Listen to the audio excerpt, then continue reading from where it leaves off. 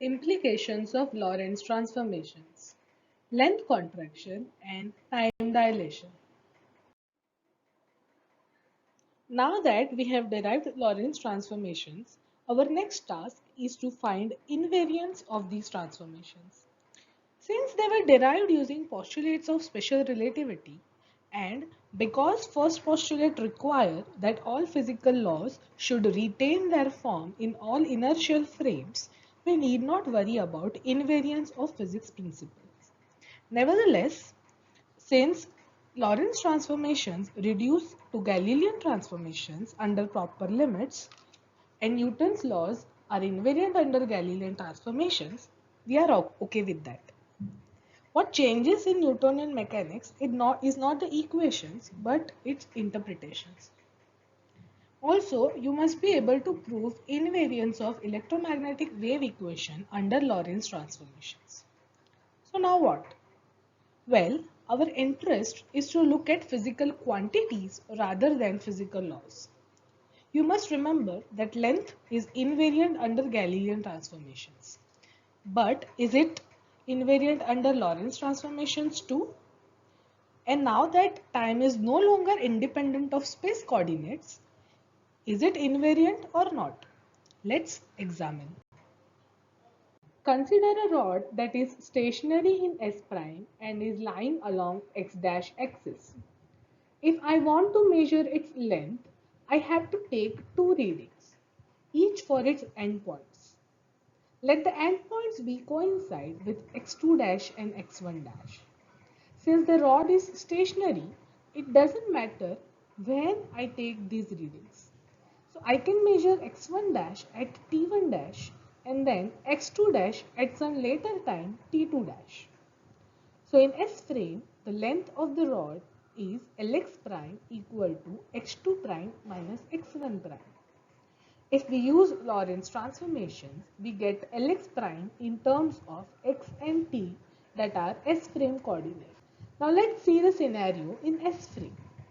If you remember the original considerations of frames, stationary rod in S prime will now appear moving to left in S with speed v. Here also, the length will be measured as subtraction of endpoint readings. But now that the rod is moving, I must take these readings simultaneously. I cannot lose time in between, or else the rod would be displaced from its original position. So here T1 equal to T2 dash. If we put this in the expression of Lx prime, we get the relation between Lx and Lx prime. As you can see, Lx is less than Lx prime by a factor of root of 1 minus beta square.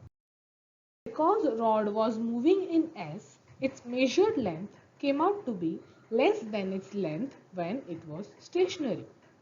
This is called as length contraction. Please understand that length contraction will happen only along the direction of motion because along y and z directions the transformations are just y dash equal to y and z dash equal to z. So motion will not affect the lengths or any dimensions in y and z directions. Consider a clock stationary at x1 dash in s dash. We define our time interval as time taken by r end to complete a part of its rotation.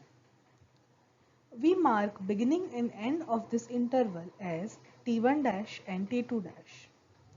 So time interval in S prime will be delta t dash equal to t2 dash minus t1 dash. In S it will be delta t equal to t2 minus t1. When we apply Lorentz transformation to t2 and t1, we get delta t in terms of t prime and x prime, that is in S prime coordinates. But note that clock is stationary in S prime. So x2 prime equal to x1 prime.